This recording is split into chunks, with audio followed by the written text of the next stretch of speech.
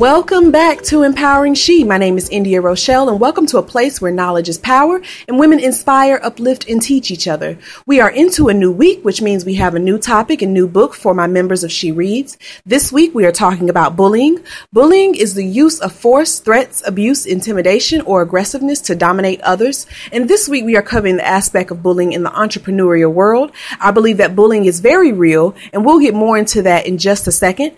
I have Stephanie McClain here today to talk about her wonderful cause. Stephanie is the owner of R.F.L.D Mental Health Advocacy Group. She'll be sharing what her cause is and how to get involved. Stephanie is truly an amazing and inspiring individual, and I can't wait to interview her. And I mentioned just a second ago that we are reading a new book this week. The book that I have chosen is Girl Code: Unlocking the Secrets to Success, Sanity, and Happiness for the Female Entrepreneur by Cara Alwill Leyba. The reason I chose this book this week is because it is definitely empowering to the entrepreneur who is struggling within their business, whether it be dealing with an issue of building confidence in yourself for your business. And it also helps for those who may be shy or just haven't really put themselves out there like that. And it's also a great book for others to learn the power of connecting with other entrepreneurs. The book is very well written. It's also empowering to see that we all work together better, work better together. And the book overall is just really inspiring. There are 9 chapters in the book, so everyone's goal should be to read at least 3 chapters every 2 days and follow up with the exercises in the chapters to reap the full benefits of this book. So our topic this week is bullying, and I think as entrepreneurs, we are bullied, and we are the bullies more than we think. We all carry on stress, frustrations, and fears within our business, but we also have to be careful of carrying that into meeting potential clients, building professional relationships, and working with the partners we already have. Personally, I treat everyone with the same love and respect. And when I feel stressed, believe it or not, we all have a breaking point. I just take to my books. I listen to violin music or drink a cup of tea just so I can get back into the right headspace. I believe bullying, it really comes from us wanting to meet deadlines or meeting a quota. And because we're entrepreneurs and are getting paid by commission of sales, it could also be a financial situation that results in the whole thing of frustration. So the important thing is that we find the time to take care of ourselves so that we can have a happier business and keep a positive energy in all of our relationships. This week, I'm going to be dropping tips on how to become an even better entrepreneur by first taking time out for you. Now, we have Stephanie McClain here on the show tonight, and she is here to talk about her corporation, R.F.L.D Mental Health Advocacy Group. She is an amazing person who is coping with the highs and lows of having a mental disability, and also she is winning as far as entrepreneurship goes. She has a YouTube channel that is growing in numbers every day. She gives out useful information about fighting stigma and dealing with the common issues in the healthcare industry. So without any further introduction, hello, Stephanie, and welcome to Empowering She. How are you today? I'm good. Thank you for having me today. You're welcome. Can you tell us a little bit about about yourself? Sure. My name is Stephanie McClain. I was born in Connecticut, raised in Atlanta, Georgia. My favorite colors are green, gray, and blue. I love creativity, and I love computer science. I'm a computer nerd at heart. I love social media. I love blogging. I love chatting. I love networking online. It's kind of like something I'm really, really good at. And I'm always into learning. I love to make videos, and I just love to help others. I'm really good at encouraging and giving out information. Wow. So there you go. Wow. And I love to give people a background on how I meet these amazing people that come on the show. I met Stephanie in 2012 at a neighborhood back-to-school cookout in my relative's apartment complex, and she was a light of positive energy, so I immediately was attracted to her personality and intelligence. I probably wouldn't be in the business of entrepreneurship if it wasn't for meeting Stephanie. She is actually the person who introduced me to internet marketing, and since then, Stephanie and I have been working together and have encouraged each other in every business venture we've taken on. She is one of my closest friends, and I am beyond inspired by her strength. She is a true and rare soul, and her business, R.F.L.D, is a true reflection of Stephanie. She is so open about her business and her life and in this business, and I'm so proud of her. I know a lot of people are eager to know Stephanie. So, Stephanie, what is R.F.L.D Mental Health Advocacy Group? Well, R.F.L.D stands for Real Feelings, Less Dealings, and basically what that means is I want to deal with less of the stigma and sharing my real feelings about mental health, but also providing solutions to problems that people face with mental illness, and just giving out reputable tips, tips that can help you with things that go on in your life, the challenges. I face a lot of discrimination, unemployment-wise, mild forms of police harassment, depression, patient neglect. So it's just all about sharing creative awareness and just giving back to the online community that way. Wow, that's amazing stuff. And how did R.F.L.D come about? Well, it came about back in 2014.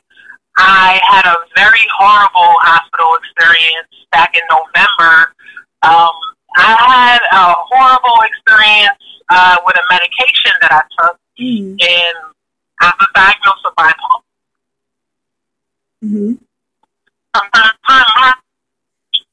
I'm sorry, Stephanie. Your phone broke up. Can you tell me, go back a little bit to where you said you had a horrible experience, you took some medication?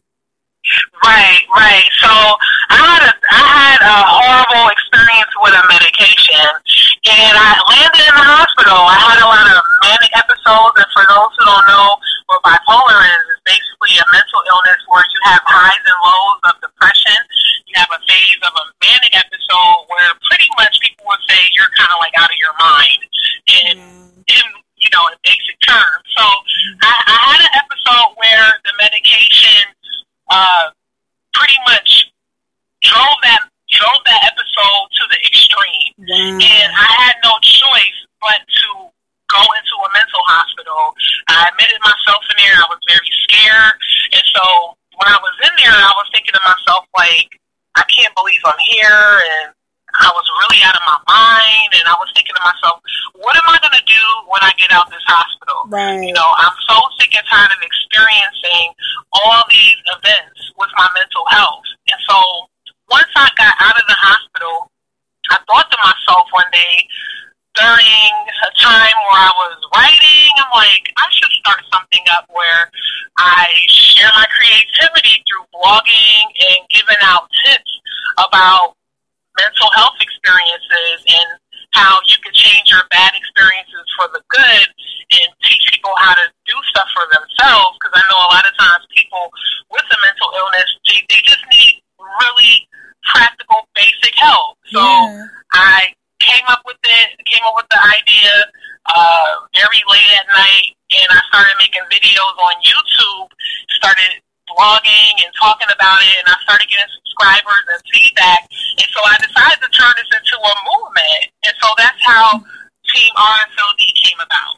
Wow, that's really amazing, because treatment in the healthcare industry is so overlooked at times, and it's almost treated nonchalantly. But this stuff is very serious. So, Stephanie, what is stigma? I think a lot of people don't know what the term means in the mental health aspect.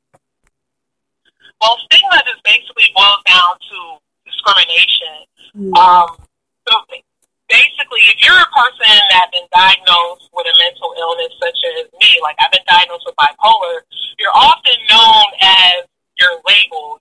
If you've had horrible experiences at work, or you had like a mental health breakdown where you kind of like lost your mind, and people know that you have a mental illness, that's all that they're going to know you by is your name. And it's like a bad word for somebody that has an illness. And stigma is just one of those words where you feel devalued, you feel like just mistreated, you know what I'm saying? So that's my definition of stigma. I mean, there's a lot of definitions of it, but it's just a bad word for somebody that has a mental illness. I mean, everybody has a name, and they should be called by their name out of respect. Wow. And what are some of the most common issues that you face in the mental health industry today? Well, the most common issues that I face, I guess I can say at this point that I've been facing so many issues throughout my life with either insurance problems, finding work, looking for doctors. It becomes a headache. The thing that I can say that I'm facing now is that now that I'm doing recovery-based mental health advocacy and sharing information is that there are things that I do not have experience in. I'm not a doctor or not a therapist. I'm just a person, which is a peer, and I'm networking with other peers online to give them tips. And I think sometimes I may come off as not knowing everything, and you get people that have been in the industry for years that actually work in these fields, and they kind of look down on you. You know what I'm saying? Like, oh, this is just this girl with a mental illness trying to get tips when, these people who are reaching out to her can just be coming to the doctor. Sometimes I feel like that. You know what I'm saying? And being that I attended a lot of classes, recovery-based classes, and I learned stuff through a lot of different organizations, I feel like I do have, by all means, to share my knowledge and help others. I mean, heck, I'm the person with the mental health diagnosis, so obviously I am very well qualified to talk about issues with solutions. I mean, I'm still alive. I haven't killed myself. So why can't I help somebody as a peer? And that's just how I feel about it, So that's one of the most common issues I face in the industry alone. Them not taking you seriously. Other companies and other big corporations not taking you seriously. Right. Well, I'm so glad you're speaking on these things, girl, because I actually have two brothers that are also struggling with a mental disability, and they've explained how discouraging it can be. And this week we are talking about bullying. I was wondering, do you have any advice for people who are dealing with bullying and have a mental disability? Oh my God, it's just so rough. I don't want to say that I was. Well, then again, I can say I was bullied because facing discrimination and facing a lot of the injustices is that's bullying. Yeah, that is right. So, what I can offer for a person with a mental health illness that's experiencing bullying is to always stand for your own rights. Speak for yourself. Be assertive. Don't be too aggressive. Don't come off as violent, because a lot of times when you're facing bullying and you respond the wrong way, I understand that somebody is retaliating and trying to hit you or trying to attack you, but a lot of times you're getting the blame if you retaliate. You know what I'm saying? So it's always good to stand your ground, speak your mind, and always have a line of support. Always have a support system where you can talk to other individuals with either, if it's a family member, a friend, go to support groups and, share, how you feel about bullying, because a lot of times it's really hard for the person with a mental disability to reach out to other people, and you get discouraged, and sometimes you get real low and depressed, and you don't even know what to do. But for the person that really needs some support, I would say start off with going to a support group, straight up.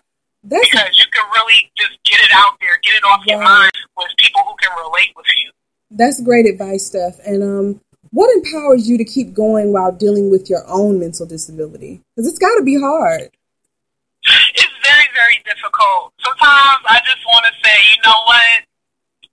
I'm about to throw in the towel, but at the end of the day, I've impacted so many people already. People have contacted me from different countries, have been to my website from different states throughout the United States, and what keeps me going are my supporters. I really, really care about the people who email me. You know what I'm saying? I've given out a lot of tips, a lot of information.